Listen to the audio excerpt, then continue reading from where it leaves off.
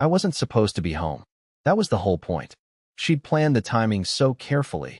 Her girls' weekend aligned perfectly with a school trip I was chaperoning. For hours away, 3 nights gone.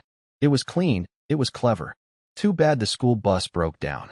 I walked through our front door at 1:14 a.m., keys jangling, exhausted and gross, ready to shower and collapse. I didn't even notice the silence at first.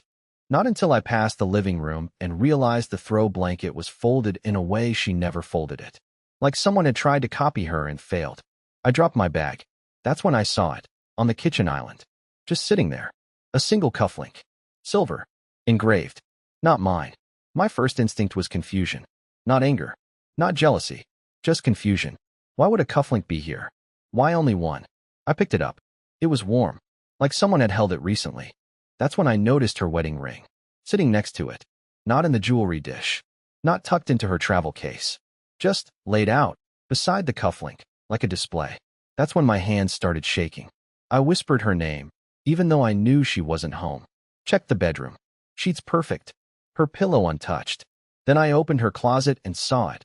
Her red weekender bag. Still there. Still zipped. She never left. She never went anywhere. I was supposed to be the one gone. And I was, until the bus broke down. Until fate shoved me through our door 2 days early and handed me that cufflink like a receipt. So where was she? Who was he? Why was her ring off? I didn't sleep. I didn't eat.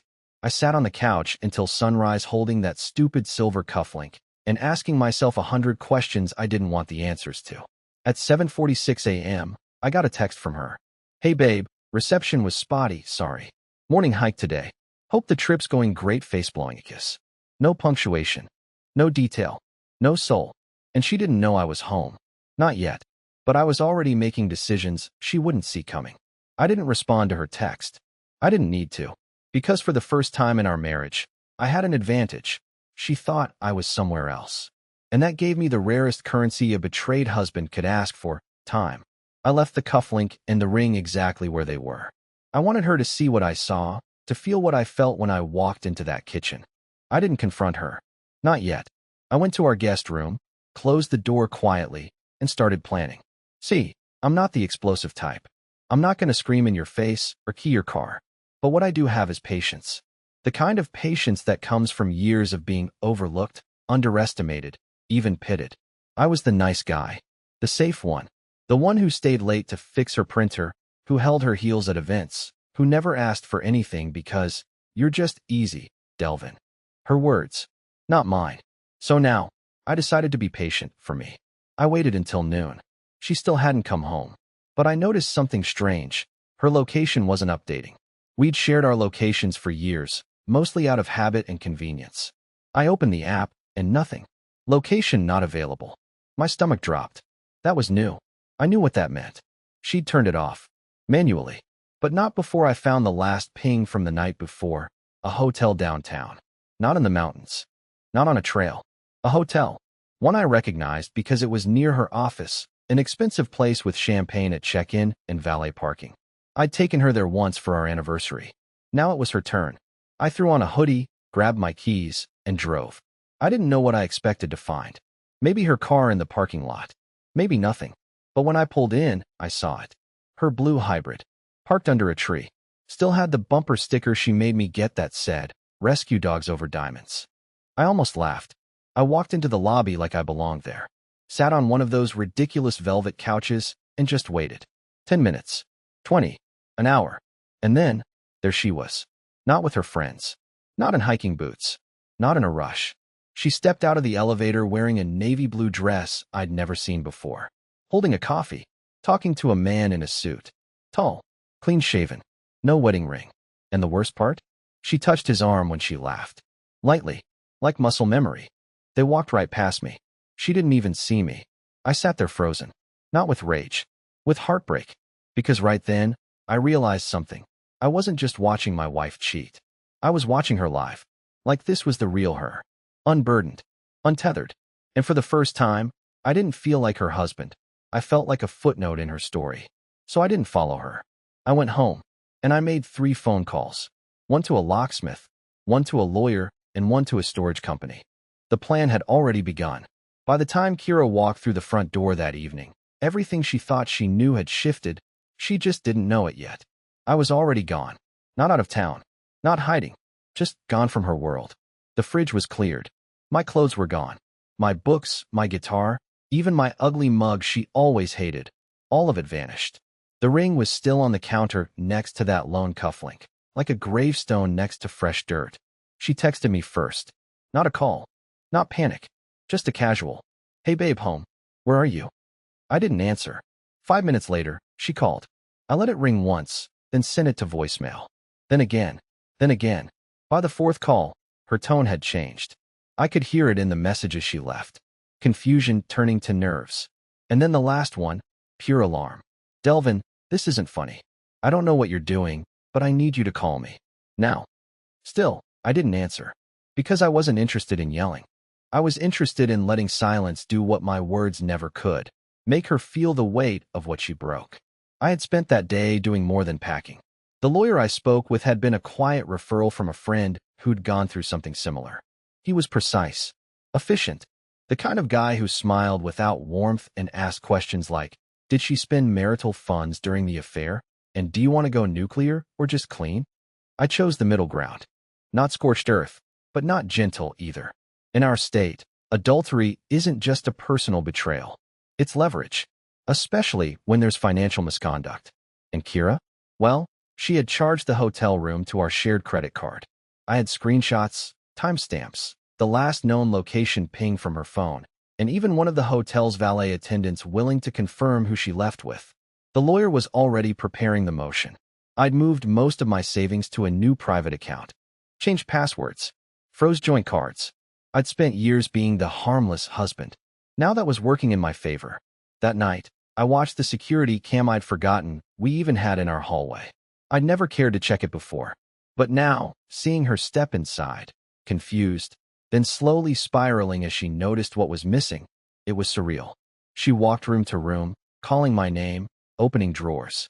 I watched her go back to the kitchen and stare at the ring she had removed so easily, now lying there like a curse. Then she slumped to the floor. That was the moment it hit her. Not that I was angry, not that I knew, but that I was done, and I hadn't said a single word. The next morning, she was at my parents' house by 8 a.m. I know because my dad texted me a single sentence. She's here, and she's crying. He didn't say more. He didn't need to. My parents had always liked Kira, defended her when I vented, said she was just driven, a bit fiery, a career woman.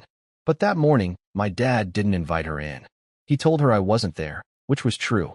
I was already 5 hours away, staring at a small lake outside a rental cabin I'd found online at 2 in the morning while she was sleeping beside someone else. She kept calling. 10 missed calls by noon. Then 20. Then texts. So many texts. Delvin, please just talk to me. I don't know what you think you saw, but this isn't fair. We need to talk. Stop punishing me like this. I made a mistake, but this is cruel. That one made me pause. Cruel? What was cruel? That I didn't scream at her? That I didn't make a scene? That I didn't beg her for an explanation she clearly rehearsed? No. Cruel was the way she smiled at that man outside the hotel. Cruel was turning off her location. Cruel was slipping off her wedding ring like it meant nothing and thinking I wouldn't notice. But I noticed everything now. That afternoon, she tried logging into our shared banking app. Denied. She tried using the joint card at a gas station. Declined. She texted me again, this one more frantic. What are you doing? Why are our accounts locked? I didn't respond.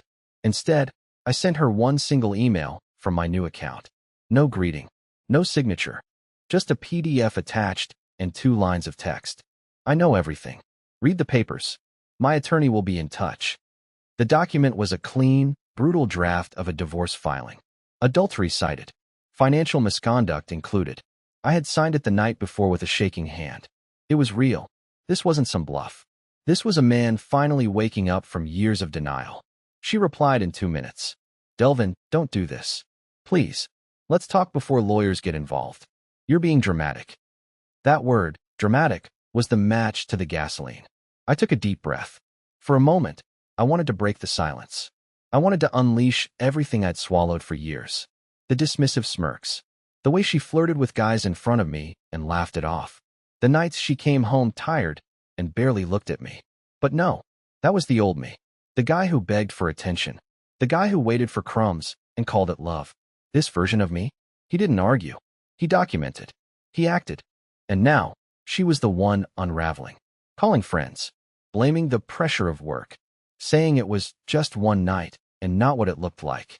But I had the hotel receipt. I had the cufflink. And soon, I'd have my freedom.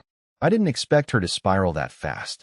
Within 24 hours of sending the divorce papers, she was on damage control. Not with me. No, I was past caring, but with everyone else. Friends, family, co-workers. She must have realized how serious I was when the lawyers served the official notice at her office. Not at home. At her office. According to a former colleague of hers, who I hadn't spoken to in over a year, but who randomly DM'd me that afternoon. Kira had a meltdown in the conference room. Through her phone, screamed something about, how could he do this to me? Like I was the one who broke vows at a hotel under a fake excuse.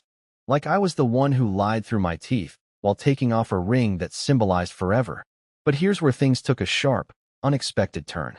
That same coworker? She wasn't just a bystander. She told me she had seen Kira at the hotel before. Twice. Different weekends. Same man. It wasn't just one night. It wasn't a slip. This was a pattern. Planned. Practiced. Executed. That's when I knew. I had only scratched the surface. I asked if she'd be willing to speak to my attorney. She didn't hesitate. Turns out, Kira had been bragging about her mystery guy to a small circle at work. No names, just hints. But enough to piece together a timeline. Weekend conferences. Girls' trips. Late meetings. All lies. Stacked one on top of the other, rotting from the inside. And she never thought I'd find out because I was the quiet one. The patient one. The one she could talk over, nod past, dismiss with a kiss on the cheek and a promise she had no intention of keeping. But now the mask was slipping. Her closest friend, Miranda, called me out of the blue. This was someone who once toasted our engagement, who helped plan our wedding playlist. She called me crying, not because she felt sorry for me, but because Kira had dragged her into the web of lies. Said Miranda knew everything, that everyone does this, and that I was too sensitive to handle modern marriage. Modern marriage? I was livid, furious, but I didn't explode. I didn't reply to Kira's dozen texts. I didn't respond when she tried to FaceTime me at 2 a.m., sobbing in the dark, whispering my name like that would erase everything she'd done. Instead, I updated my attorney with the new witnesses. I took the screenshots. I saved the voicemails. I made sure the man she lied with would be named in the proceedings. Why? Because if you're going to lie that boldly, you don't deserve a quiet ending. She thought silence meant weakness. But she forgot something crucial. Silence leaves room for strategy. 3 days after the legal notice hit her desk, Kira did the unthinkable. She went public. She posted a long, carefully worded message on her Instagram story, the same account where she used to share vacation selfies and fake happy anniversary captions. Now, suddenly, it was a confession. Or something like it. A soft-focused picture of a sunrise. White text overlaid. That classic passive-aggressive tone wrapped in faux vulnerability. Sometimes we make mistakes when we lose ourselves. I hurt someone who didn't deserve it, and I'm taking time to reflect. Please respect our privacy while we navigate this difficult chapter. A mistake. A chapter. Not infidelity. Not betrayal. Just vague, glossy words designed to save her image. I watched the story disappear after 24 hours, like none of it ever happened. But the damage was done, and not to me. See, the problem with playing the sympathy card is that people know when you're faking it. Especially the ones close enough to have heard the real story. And especially when you have a history of manipulating people behind the scenes. Within hours of her post going up, my inbox started filling with messages. Old friends, her coworkers, even one of her bridesmaids. People I hadn't spoken to in years suddenly felt compelled to tell me things I wish I'd never needed to hear. Like how she once bragged, during her bachelorette weekend, about how marriage is a game if you play it right. Or how she kept a separate emergency phone. Yes, a literal second phone, only used when she traveled. Or how her mystery guy wasn't just a fling, but a client she'd been seeing for over a year. A married client, with a wife and 2 kids. That last detail, that broke something in me. Because it meant she'd looked me in the eyes, countless times, kissed me goodnight, joked about how crazy life gets, and still made a deliberate decision to betray two families. Not just one. I started to realize the apology wasn't for me. It wasn't even for the people who knew the truth. It was for him, the man she cheated with, the one she knew might panic when the divorce papers went public, when the lawyers named him, when his own wife found out. The post was a signal, a shield, a soft landing in case he bailed. But I wasn't done. I made sure his wife found out. Not out of cruelty, but out of decency. She deserved to know, just like I had deserved to know. I didn't send it anonymously. I wrote her a direct, respectful message, attached with timelines, screenshots, receipts. I gave her the truth, clean, brutal, undeniable. She replied 4 hours later with one line. "You have no idea how long I've suspected. Thank you." Kira had no clue what was coming. She thought she was controlling the story. She thought she could spin the truth into something palatable. She didn't realize the other woman and I had just started talking, and what we were about to uncover together. That would change everything. When I say that talking to his wife changed everything, I mean it. Her name was Adrian. I wasn't sure what to expect when I messaged her. Maybe rage, maybe denial, maybe silence. But what I got was someone so calm, so steady, it was almost eerie. Like she'd been waiting for someone to confirm the thing that had been rotting in her gut for over a year. We agreed to talk by phone. She sounded tired. Not broken, just numb. Like someone who'd been slowly drowning and finally touched solid ground. She told me she'd suspected her husband, Nathan, was cheating since last October. Business trips that ran too long. His sudden interest in expensive cologne. Deleted texts. But the thing that really broke her trust? The hotel charge. That same hotel. Same weekend as Kira's so-called girls' trip. She confronted him. He gaslit her. Swore it was a client meeting. Swore she was paranoid. And she believed him because she wanted to. Until now. I told her everything I knew, and then she told me the parts one hadn't seen. Turns out, Nathan and Kira weren't just having some random, secret affair, they'd been planning to leave us. Seriously. They had a shared email account they used to send messages to each other. Adrian had found it months ago, but couldn't access it without raising suspicion. But after my warning, she got in. And she shared the contents with me. And what I read, I can't even begin to describe how sick it made me. Kira had been calling our marriage dead weight in those messages. Saying things like, "He'll never leave unless I push him," and "I've tried to make him man up, but he's just comfortable being small." I read those words over and over until my eyes blurred. Small? I'd spent years folding my own wants to fit her vision of success. I supported her when she went full-time with her business. I helped clean up after her launch parties, smiled through the fake smiles, held her hand in rooms full of people who didn't even look at me. I thought I was being a good partner. She thought I was small. But the worst part came next. In one email, dated just 3 weeks before the girls' weekend, she wrote this to Nathan. "I think he suspects something. If he finds out, I'll just make him look crazy. You know how sensitive he is. He won't fight back." That line cracked something open in me. She didn't just cheat, she planned the fallout. She anticipated my silence and intended to use it against me. Like I was some obstacle to move around on her way to a better life. Except she miscalculated one thing. I wasn't going to stay silent anymore. I sent the email straight to my lawyer. Adrian did the same. Our attorneys got in touch. What started as 2 broken marriages suddenly became something else. Coordinated, legal precision. Because now, it wasn't just infidelity. It was conspiracy. Documented. Intentionally deceptive. And both courts would see it. Kira had thought she could slip away clean. She had no idea we'd found each other. No idea we were building something stronger from the ruins of her lies. And soon, she'd find out just how far the truth could reach. Kira didn't know the court hearing had been moved up. She showed up late, wearing that same cold confidence I'd seen in her fake apology post. Like she still thought this would be a slap on the wrist, a scolding, and then a settlement. But Adrian and I came prepared. Separate cases, same courtroom. 2 betrayed spouses sitting side by side, calmly watching our exes squirm under oath. Her lawyer laid out the timeline like a slow, surgical incision.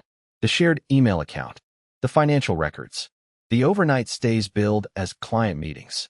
My lawyer followed it with screenshots, testimony, and a quiet bombshell. The hotel's own surveillance footage, provided voluntarily. Kira didn't speak once. She didn't look at me. Not when the evidence played. Not when the judge asked questions she couldn't answer. And definitely not when the ruling came down. Her attempts to twist the narrative, her PR-style damage control, meant nothing now. She lost. No alimony. No division of my business earnings, which I'd separated legally years ago under her advice, ironically. The joint account she once used for luxury dinners and weekend rendezvous, frozen and reassigned. And the house. Mine. The court gave her 30 days to vacate. Outside the courthouse, Adrian and I stood quietly under gray skies that somehow felt brighter than anything I'd seen in weeks. No champagne. No high fives. Just peace. Heavy but clean. She turned to me and said, "You know, I thought I'd feel broken after all this. But I actually feel free." And I realized I did too.